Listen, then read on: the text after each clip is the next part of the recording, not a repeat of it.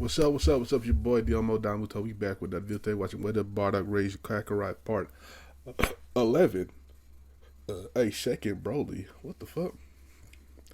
Um, we watched part 11, part 12, which is the finale today. And shout out to Saiyan for this video. Make sure y'all let me know what other story y'all want me to watch next from Saiyan or anybody else. You know what I'm saying? And let's get into it. And Granola have successfully made it to Earth, but where are they supposed to go next? Well, the whole reason they came here in the first place is because there was a bunch of strong powers here, so why not try going to the next strongest power that they could find? They don't really know how Earth society works, but maybe if they go to whoever's the strongest, that's basically the highest up the chain they can go. And as they focus, they sense a group of powers far away. They're not incredibly powerful, but they definitely seem way stronger than the normal Earthlings here. It's 3 different powers, actually. They're not too sure what to do here otherwise, so they just teleport to that area. With the 3 using instant transmission, then ending up in the middle of nowhere, it looks like. Weird, this is just like some island. In every direction, there's just water, nothing else. But this is where they sense those powers. They're floating above the island right now and look down. They see some guy relaxing in a reclining chair, with 2 people wearing orange who are fighting right now. The man in the chair looks up in the sky, and then panics as he falls out of it, with the other 2 then looking up and then seeing the 3 people floating there. Bardock, and Granola descend down. These 3 don't seem like threats, but they did catch Roshi and everyone else by surprise here. Roshi noticed their energy doesn't feel strange at all, but they definitely don't seem like humans. They look somewhat similar, but he can note the differences right away. 2 of them have tails, and the one with the weirdly colored hair has 1 red eye. Who are these mysterious people? Bardock says he's sorry to bother them, but he explains why he's here, and it's kind of a weird thing to explain. He's here for a god of destruction trying to find some good food. And all he's really asking is, where could they find some good food around here? Roshi's a bit confused. Good food, man? They came all this way just to ask about food? That's it? That's why they came to Kame House? Well, Bardock explains it actually wasn't that long of a trip. They're able to teleport wherever they sense powers, and that's exactly why they came here. Okay, besides the fact that they're aliens and they could teleport, Roshi's intrigued to hear that these 3 can sense ki at all. They do seem pretty powerful, and actually, Roshi's kind of keeping his cool here, while the other 2 humans are freaking out. Their names are Krillin and Yamcha, and they don't know how to react because there's aliens here, on behalf of some guy known as a god of destruction. That's terrifying, although kind of cool at the same time. Roshi is interested in their power, but if they only came here for food, he gives them some suggestions for his favorite foods. He tells them they're probably better off going to a populous area, and Bardock didn't realize he was coming to the middle of nowhere when he teleported here. He'll just go back to where they started. But then Granola notes something strange that he notices. Roshi has a necklace on that looks very similar to a Dragon Ball almost, and he asks if that's what that is. And Roshi goes kind of on guard when they ask this. It seems like they aren't here for the Dragon Balls, but they do know about them. He has to be careful about his answer. Shit. Again, they don't know these people. And Granola says they're not here for the Dragon Balls. He just finds it surprising. Does this planet have its own Namekian too? Namekian? No, this is created by Kami. Bardock asks that if by chance Kami is an alien-looking guy who's also green. You know, is he like a humanoid thing with antenna and like yellow parts on his arms? Because if that's what he is, then he's Namekian. Well, it's strange for them to find out that their god is actually an alien. What a strange encounter. But Bardock thanks them for the help. They're gonna go off and find some new food Okay. now. They turn around and look up, ready to fly off, but they see something in front of the sun. It's a person standing there floating above them. But it's strange, they don't sense any sort of ki coming off this person. Gamma. He descends down and his appearance is revealed. He looks around almost as if he's scanning everything with his eyes, and then laughs. That was pretty easy. The Dragon Ball's in plain sight. He walks up to Roshi, and Roshi goes on guard, but the man moves too fast for him to react, simply stealing the Dragon Ball from him. He tells him it's good that they're not putting up a fight either. But Krillin and Yamcha then rush in trying to fight the guy, and he simply blocks their attacks, completely unfazed. He's Dr. Heto's greatest creation. They're not going to do anything against him. But his eyes lock onto the other 3 in front of him. He scans them, but he has no sort of data for them. And it's not an issue that he doesn't know who they are, it's just that he doesn't know what they are. His scan doesn't show that they're humans at all, and he tries to gauge their power. It's much higher than these other humans around here too. Krillin then notes the symbol that he's wearing on his shoulder. It's the symbol of the Red Ribbon Army. This is one of the new androids created for the army, Gamma 2. He tells them he's not here to cause trouble. He's simply trying to get the Dragon Ball, which immediately sets off alarms for everybody here. Bardock, Gina, and Granola have no clue what the Red Ribbon Army is, but whatever it is sounds like a problem, especially if they're going around gathering Dragon Balls for whatever. Sending out a guy that proclaims himself to be the strongest weapon in their arsenal. Definitely not a good look. Bardock and Gine then split themselves into multiple people, surrounding him in every direction, and as Granola tries to scan his body for any sort of vital points, he notices that there's no vital points. He doesn't have a blood flow, he's not even breathing. Normally he'd look for that or any sort of internal organs, but what he's seeing isn't the organs of a human or anything, he's seeing mechanical parts, different pieces in machines. That's why they couldn't sense him. As all the Bardock and Gine clones jump Gamma 2, Granola tells him to watch out. This guy isn't a living organism. He's some sort of machine. They don't know what he's capable of, but they start fighting him. First in base, and they're actually outclassed by Gamma 2. But then they power up into Super Saiyan, with Roshi, Yamcha, and Krillin just watching on with their jaws dropped. And Gamma 2 actually looking pretty fearful. What are these people? they're definitely not human, and they could transform too? Yep. This is bad. Gamma 2 tries to fight them, but it's of no use. And Bardock and Gina get ready to end it, but Gamma 2 is able to escape, deploying a smokescreen and using his lack of ki to actually escape underwater, tunneling right into the ground and then traveling below the ocean, speeding through the water unnoticed. And he got away with the Dragon Ball. They ask Roshi what that was, but he doesn't know. All he knows is that it's part of the Red Ribbon Army. And Krillin comments on this. He says the Red Ribbon Army is something that they haven't seen in a while. They did cause trouble a while ago, but it seems like they went behind the scenes now. And no one knows what the motive of the army is. And Roshi thanks them for helping, but Bardock says they did help him after all too. You know what? Why not have some fun on this trip? If that Red Ribbon Army is some sort of problem, he'll help the humans out against it. Besides, they're gathering the Dragon Balls, which definitely sounds like an issue here. And thankfully they hear that this place has 7 Dragon Balls, not just 2, which is better because it gives them more time. But how are they supposed to track someone that they can't sense? But Granola says he has an idea. He jumps up in the sky and then powers up. Both of his eyes turn red. Roshi asks what he's doing, and Bardock explains. While he and Gine are Saiyans, he explains what species Granola is and what his abilities are. And just like that, he's able to locate a trail that Gamma 2 left behind. Even though he escaped covertly and dug deep underground to fly away, he can see a very slight disturbance in the water below, an almost unnoticeable trail underneath the ocean. And as he follows it with his eyes, he can see far away there's a hole at the end. He found out exactly what direction Gamma 2 went in, and he tells everyone to follow him. Bardock and Gine fly off, but then ask, can these humans fly? Krillin and Yamcha actually can, but Roshi can't, although one of them will just carry him on their back. Well, that's good to know at least. The humans seem somewhat powerful. And as Granola goes this direction, he picks up on slight things that no one else can see. Leaves that have fallen off trees along the way. Some small patterns in grass that look like they were made by wind. Even though it seems like Gamma 2 might not have made a trail, he did. At least for Granola. And it's a straight shot. They immediately make it to the Red Ribbon Army base. Yeah, I ain't know Granola could do all that. God damn. Krillin and Yamcha note something strange. God damn. They sense energy, but it's familiar. And Roshi can immediately tell what it is too. It seems to be in that exact direction of the base. And as they fly closer, they see 3 other people are there looking around. Members of the Crane School, Shen, Tenshinhan, and Chaozu. And they're surprised to see the Turtle School here too, as well as whoever those other 3 people are. They explain they had a Dragon Ball that was taken by some guy that had no energy. They tried to fight back but couldn't, almost being killed. And they describe his appearance, and he sounds exactly like the other guy, except he had red and a number 1 on him instead of blue and a number 2. Alright, so that makes it obvious that they're both related somehow. Both androids created by the same creator. And both Gammas were able to get Dragon Balls, one from the Crane School and one from the Turtle School. Although neither school knows how the Dragon Balls came in possession of the other school. But that's besides the point. Today they gotta put aside their differences because it seems like there's a bigger threat at hand.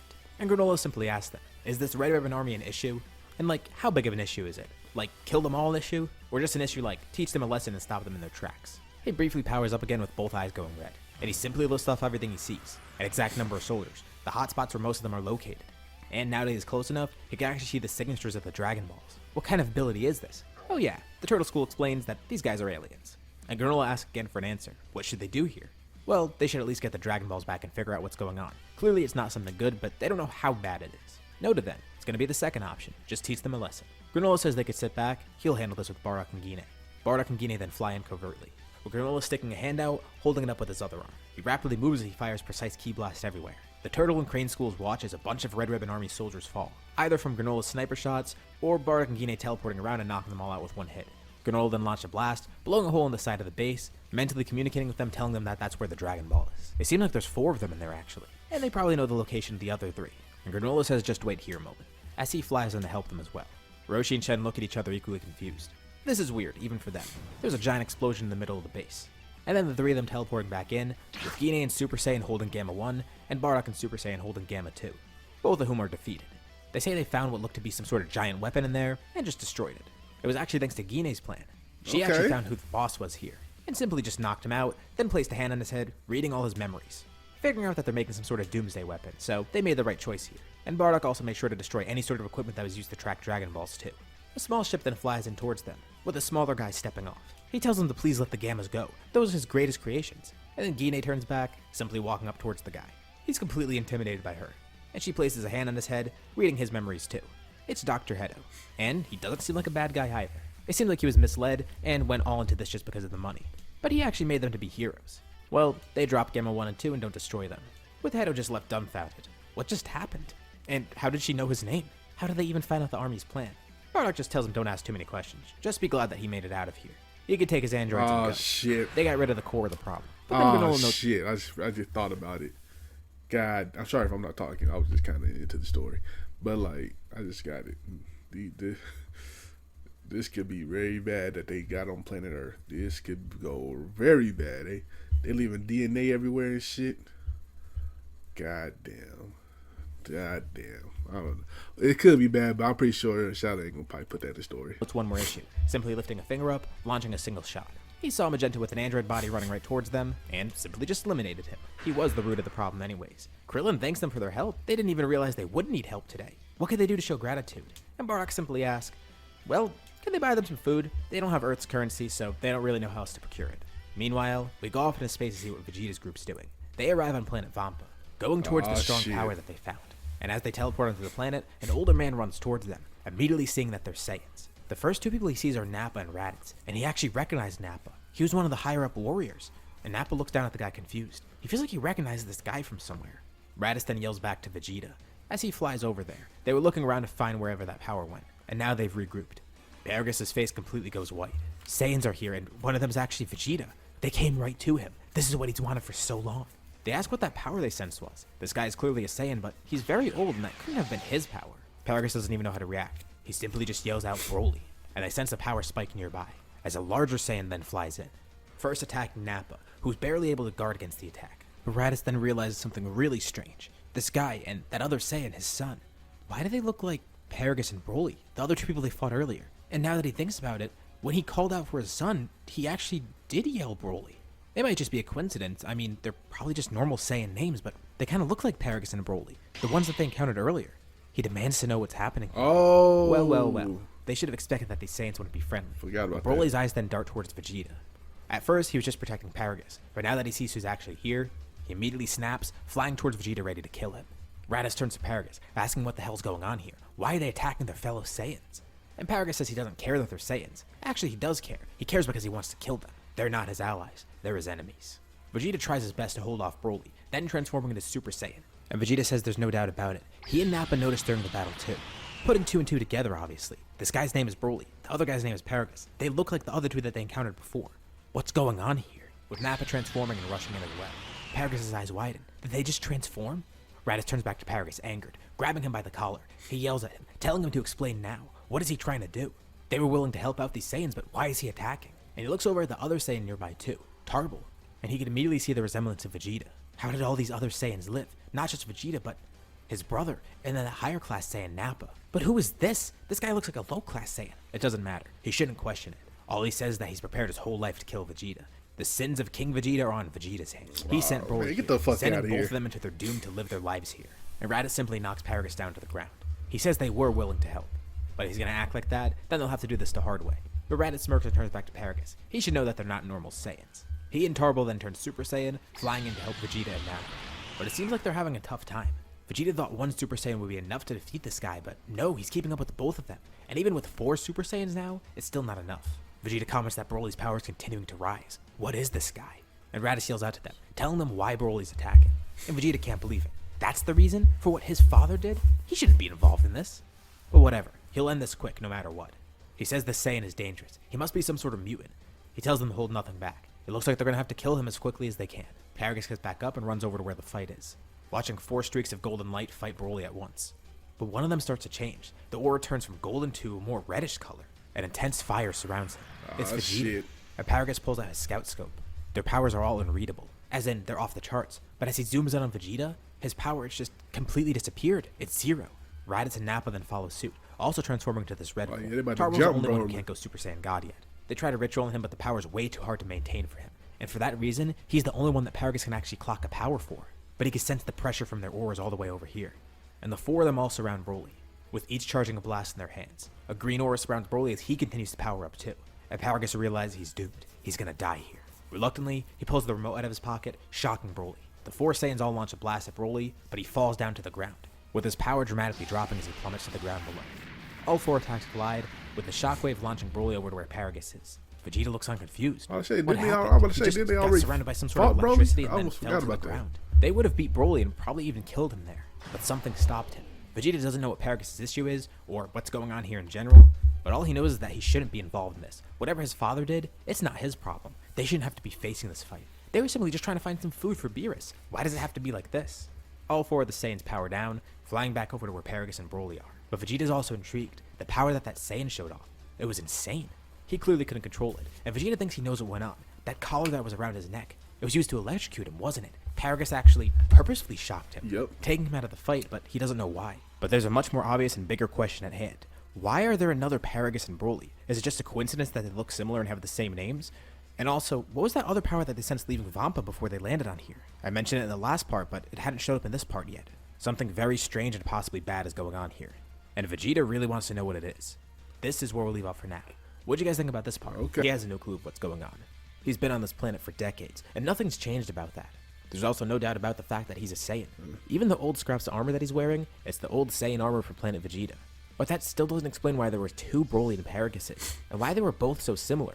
Again, it could just be a Somebody huge messing with the coincidence, timeline, but son. the fact that both the Brolys had pretty similar backstories, albeit with some differences in between. But still, a potentially berserk Saiyan with a lot of power being sent off the planet to die? Both being named Broly, with a father named Paragus that tried to save them somehow, with both then trying to enact revenge on Vegeta. And also, that power that Vegeta sensed before, that weird energy he felt leaving the planet. Vegeta tells Raditz they need to go back to Beerus' planet right away. They want to ask Whis what's going on here because they feel like something strange is going on. Vegeta gives Paragus the option of coming with them if he'd like, but he decides to stay here. He doesn't want to go with them, but Vegeta definitely will come back. They need to figure out what's happening first. It could be a simple coincidence, but they still can't explain what that energy was that was on this planet before. Especially because Paragus has no clue of what he's talking about. No one else was here. Raditz gets ready to teleport everyone away, but Vegeta then tells him to wait a second. He feels a strange presence, that same one he felt before. He can't tell why it is strange or really what it is, but it's only there for a moment, and then it disappears. Maybe it was nothing. Maybe Vegeta's just psyching himself out, but Nappa notes he felt something strange too. And Raditz says this place freaks him out. It's time to get out of here. And Tarbo Let's get out of here. The four of them all teleport off, Bitch locking ass onto Raditz. Ruda and Kakarot's energies. They arrive on the planet amidst the training between the two. Seeing them showcasing a blue form, they've grown immensely. And Vegeta's definitely going to inquire about that, but not right now. Kakarot and Ruda power down. It's been a while since they've seen everyone. Those two groups went off a few months ago. And they're glad to finally see everyone back. Kakarot and Ruda have had a lot of extra time to train here, having been with Beerus for a long while now consecutively, plus getting their Kai training before. And because of that, they're able to access Super Saiyan Blue at this point. And they're so far beyond the rest of the group that, well, it's not even funny. Beerus is pretty preoccupied with some of the food from Earth right now. Bardock's group had returned a few days ago, bringing a ton of food courtesy of Master Roshi. Everyone else looks like they're in a good mood, but Bardock, he looks a little bit forlorn, and they're not really sure why. But Vegeta then explains what's going on, and asks Whis to look into it for him. Wait, he found another Broly and Paragus? That can't be right. And everything about them was really similar to the last Broly and Paragus they defeated. And they're sure it's not the same ones either because they know Paragus and Broly definitely died back then. And Whis finds this intriguing. Maybe someone used the Dragon Balls to bring them back, but that's definitely not it because who would have brought them back in the first place? Right. And second of all, why do they have no sort of memories about it? So Whis looks at the planet that they told him about, looking through his staff and finding two people on there. And then in his staff he also brings up the former Broly. They definitely are two different people, but something is strange about that other Broly, the new one. Bardock looks at it too, and when he sees that new Broly, his eyes widen. He starts seeing another vision. And it looks like he panics for a second, but then he calms down. They ask what's up with him. He's been acting really strange recently, and he says it's nothing. But then Whis explains that Broly, he's not from this universe. He's not from this reality. His presence, his entire existence, something is strange about it. Whis says he can't really put a finger on why, but he simply doesn't belong here. The thing is, they're both Broly, but the previous Broly they fought, that was the one from this reality. This new Broly, he's from another reality. And Bardock starts sweating. So that means his visions meant something. Oh, okay. What visions? He explains to everyone what he saw. Not too long ago, he had a vision of Vegeta fighting Broly, or at least someone who looked really similar to Broly. He wasn't sure why because, well, Broly was dead, and there were so many questions about it, but that means that vision, it actually came true. There was another Broly that Vegeta fought. One who looked pretty different, and also had a somewhat different backstory, but still pretty similar, and also had the same explosive anger. But he tells him that he had another vision too. If that's actually Broly from another continuity, that means his other vision might mean something. He doesn't know exactly what he saw, but from what he did see, it looked like he had a vision of him facing off against himself. And now that they know that this other Broly is from another reality, that really concerns him because maybe that other vision meant something too. Whis' staff starts glowing as someone's contacting him. It's the Grand Supreme Kai and Shin. Shin is pretty panicked, pretty much like normal, but Grand Supreme Kai seems very serious. He tells them to get over here immediately, especially Get Beerus. over here! It's urgent. Kakarot tells everyone he'll bring them there. They all form a massive line connecting to him, and the group all teleports to the Sacred World of Kais. It's a giant group. All the Saiyans, Granola, Whis, and Beerus. They're all there. All the Kais are gathered around each other too. Shin, Elder Kai, Grand Supreme Kai, Kibito, and the South Supreme Kai. The 5 Kais they expect to be here, but there's also another one that nobody really recognizes. The except Kai for of Beerus and Time. Whis. It's a female Kai, and she's a lot shorter than the others. And Beerus just gives off an annoyed sigh. Great, she's here. The others don't know who she is, but Beerus says if she's here, that means there's probably something wrong. And she introduces herself, the Supreme Kai of Time. And just like Beerus said, they do have a big issue. Now this of course comes as a huge shock to the group. There's another Supreme Kai here, and she apparently dictates time. And even Beerus seems a bit concerned, although he seems more annoyed than concerned. And right as she's about to begin explaining, Oatmeal then tells Granola that someone's trying to contact him. It's Monito. And he's obviously concerned, so he picks up. And Monito sounds panicked. He says the heaters are back. Granola's stomach drops. What does he mean they're back? They're dead. And without hesitation, he instantly teleports away to Planet Cereal. Granola tells him to wait, but it's already too late. He teleported away. Then Bardock says it makes no sense. How are the heaters back? Maybe the Dragon Balls could have been used, but Monito would have known that, and he didn't seem to know. Not to mention who would have revived them anyways. And then Granola says this might be what she was talking about.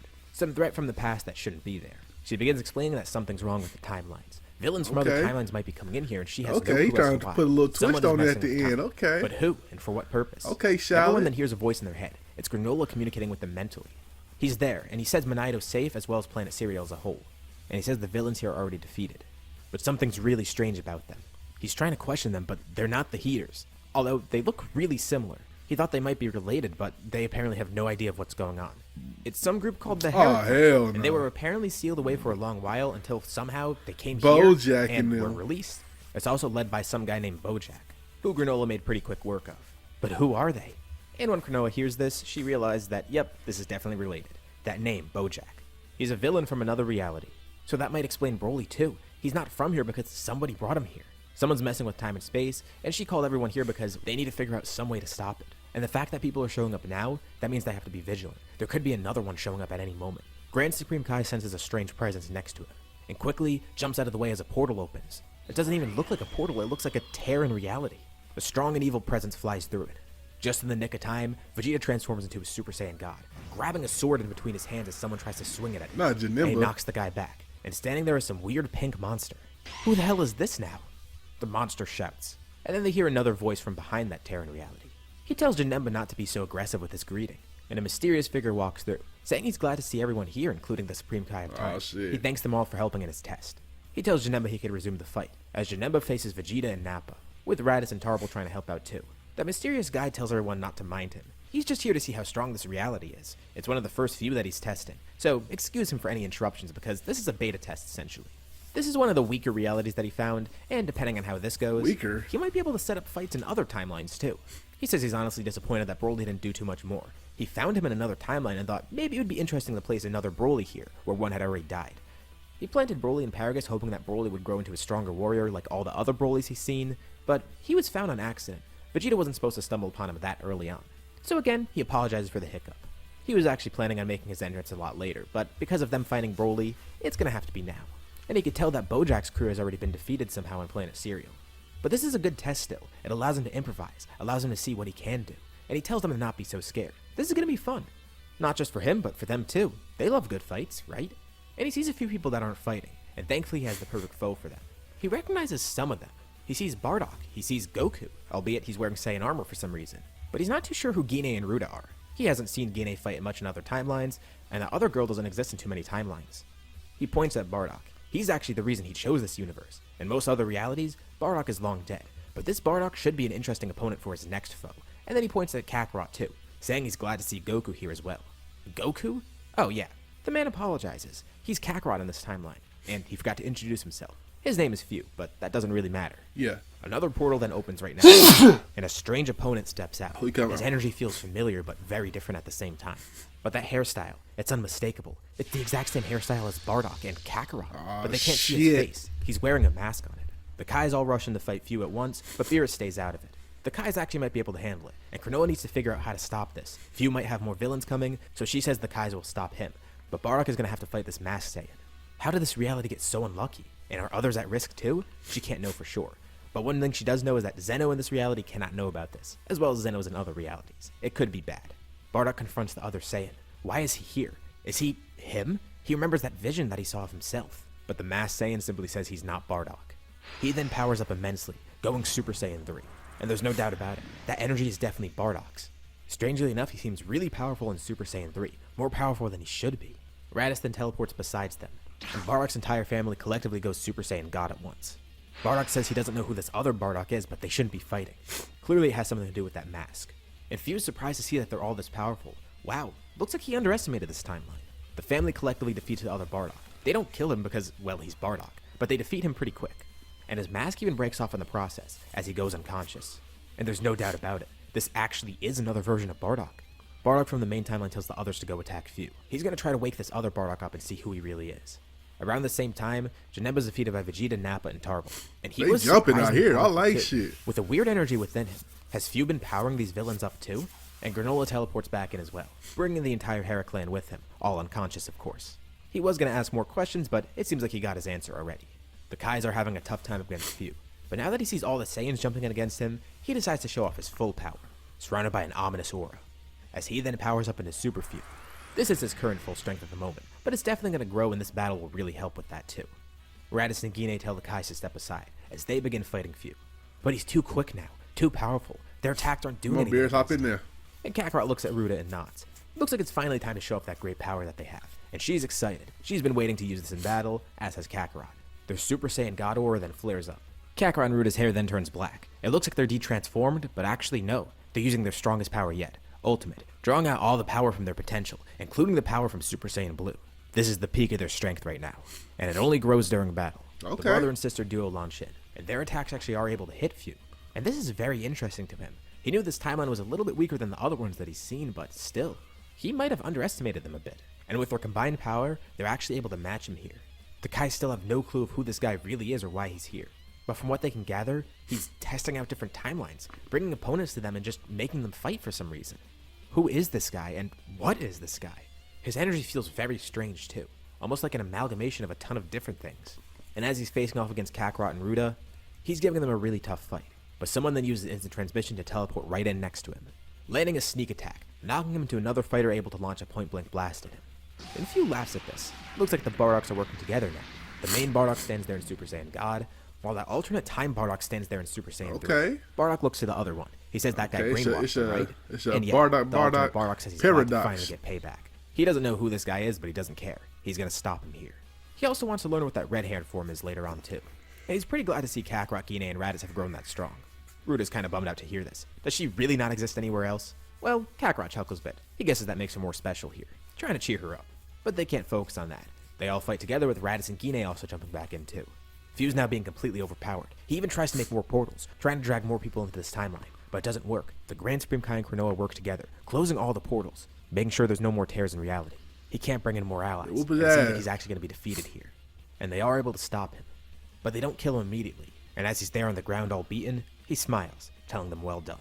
This timeline really does interest him, but it's not the strongest he could be in. He makes a mental note of this, and thanks everyone for the help. They really are interesting. This was a great experience. This reality seems far different from the others that he's seen, and he did kind of underestimate it. He also finds it pretty curious how Goku here isn't Goku, and there's also an extra member in Bardock's family that he doesn't know about. He then sticks both his hands out, a bunch of portals all open around him. The Kais work to desperately close all of them, and they're successful, but amidst this chaos, Few use all these warps in reality to actually teleport away. And while they stopped all the portals, Few used this as an escape. Janemba was killed by Vegeta's group, and almost automatically, the Hera clan is brought back to their own timeline, also having a portal open near them. Whis, of course, is watching the whole thing, and he checks in his staff and sees that Broly and Paragus are actually still here on Vampa, and they have no clue of what's going on actually. The other Bardock also remains behind too. They ask him if he knows anything, but he doesn't actually remember much. All he remembers is Few approached him one day, and then that mask was put on his face. Ruda wonders if other realities will face the same risk, and Cronoa says there's no need to wonder. That's definitely what's going to happen. But Ruda thinks this actually sounds pretty interesting. It could be fun. Maybe they could help stop it. She wants to fight more enemies like that, especially because this could be for a good purpose. Plus, she doesn't want to let Few get away just like that. Had she been a little stronger, she would have defeated him herself. And Bardock says they don't know what they're dealing with. They should just be glad he's gone. He's too dangerous. But Ruda asks why Bardock's so surprised to hear this. He's a rebel at heart too, and he raised them to be the same. Of course this is what she's going to think. Right. Same with Kakarot, who ends up agreeing with her. The two have always stuck close together, and now Bardock's not really too surprised to hear it. The other Bardock just looks on kind of confused. It's strange how he's the only duplicate here. And also, he whispers to the main Bardock, "Who's that other girl with Kakarot? Wait, did this Bardock never have a daughter?" Well, Cronoa actually doesn't mind the help. She does want to track down this guy, but doesn't know where to really start. She also might need some strong warriors along the way. And she asks if those Saiyans actually do want to help. Yeah, they're pretty serious about it. It could be a fun endeavor, and again, it is for a good thing. Beerus says he's fine with it too. Honestly, it's just another excuse to get everybody off his planet. It also means Kakarot and Ruda will grow a lot stronger too. That settles it. They're gonna go with Cronoa and try to stop Few. She thinks this could be fun. Why not call themselves the Time Patrol? And with that, we have the creation of the first What If Time Patrol.